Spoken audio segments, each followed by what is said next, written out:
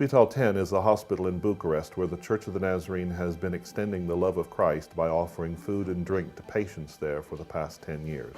Dan Cristia and Doina Grub, both active members of the Church of the Nazarene in Romania, along with Rosie Spears, a volunteer from Northern Ireland, have been working and making daily trips to Spital 10 for 2 years to answer the call to reach out to their brothers and sisters in need there. Behind the main hospital is an all but forgotten building. 37 elderly patients call this building home.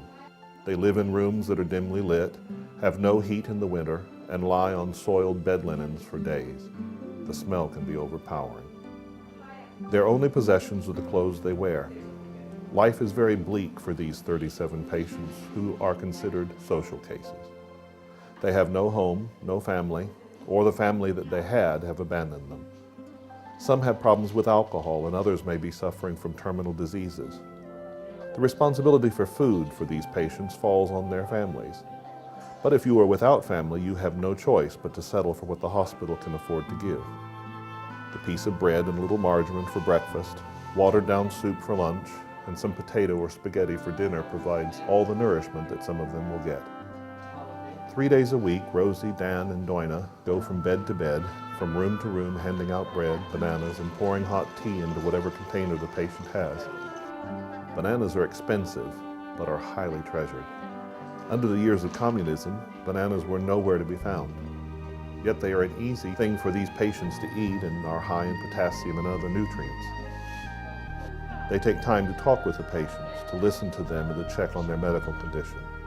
They try to make them as comfortable as they can with what they have to work with. The patients look forward to their visits, greeting them with smiles and lots of chatter. Their bodies hungry for the food, but their souls hungry for the gentleness in their voices and the warm and gentle touch of time spent together. This feeding program at Spital number 10 operates with a meager budget of $2.75 per patient per month.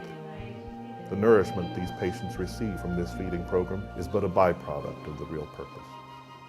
There was an elderly man who was tied to a bed. Very little clothing underneath, he had a diaper, no sheet on top of him. And God gave me a vision of Christ on the cross and the similarities to the suffering of this man to Christ on the cross. But the only difference was that the man did not know Christ. Dan, being Romanian, communicated the gospel clearly to him, the way of salvation. While I fed him water, he said, "You truly are Christians." Dan prayed with him. He came to the Lord and he died the following day.